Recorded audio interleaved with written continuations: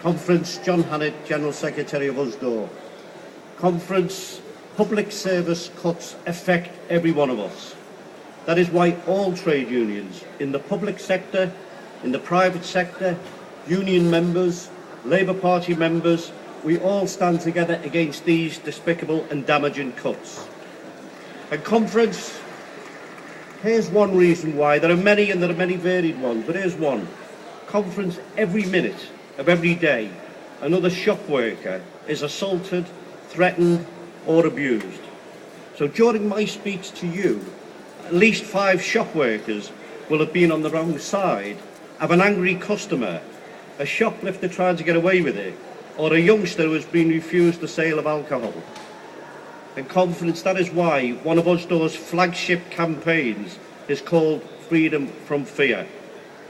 Freedom from fear of violence, threats and verbal abuse, because it should never be accepted as a part of the job.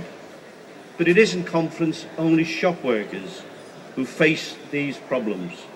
Health workers, teachers, firefighters and of course the police, all public-facing workers have the same concerns. And let's be frank, 80% of workers in the UK have a public-facing role. So that's a lot of people working in fear of an incident that might happen to them that they'll have to deal with.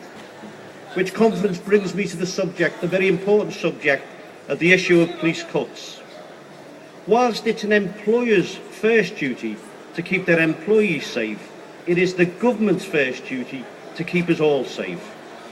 And this is where the Tory-led coalition will fail us, with a predicted loss of 16,000 frontline police officers and over 1,800 PCSOs, and over 16,000 policing staff who do vital work, crucial work, to keep police officers on the front line. Conference, this government's unprecedented cuts in funding will affect frontline policing. Don't just take my word for it. The Police Federation is saying very clearly today, 20% of cuts to police are criminal, and I agree.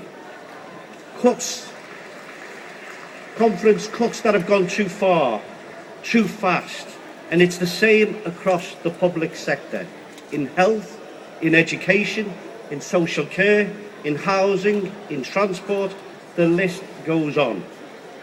I'm sure conference remembers those posters during the election.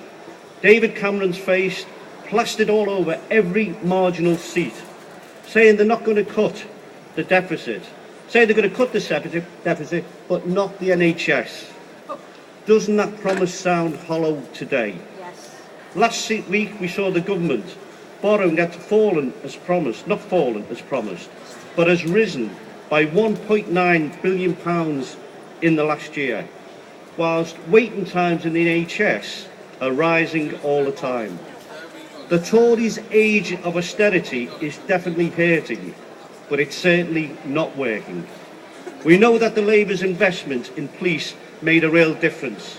Crime fell by 43% under Labour because the government put thousands of extra officers on the street, created the PCSOs to give a higher profile to street policing, and formed neighbourhood police teams, giving the public a greater say in how their communities were policed. And that reduction in crime was replicated for my members, shop workers.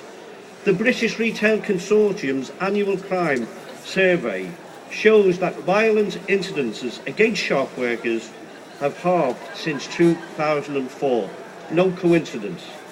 That goes to show what can be achieved when a Labour government takes the lead, bringing together employers, police, local authorities and staff through their trade union like mine, Usdaw, to work jointly against violence, threat and abuse. Conference, does anybody really believe that by cutting frontline policing, crime will continue to fall, as it did under Labour? That is not a logical conclusion anybody could reach. I fear that when these cuts bite, we will be left with a much less effective police force that will be grossly understaffed and terribly demoralised. I fear that Britain will return to the dark days of Thatcher with high unemployment, high crime and little hope. Yvette Cooper and Labour MPs up and down the country have done a first-rate job opposing the police cuts in Parliament, and Labour's next manifesto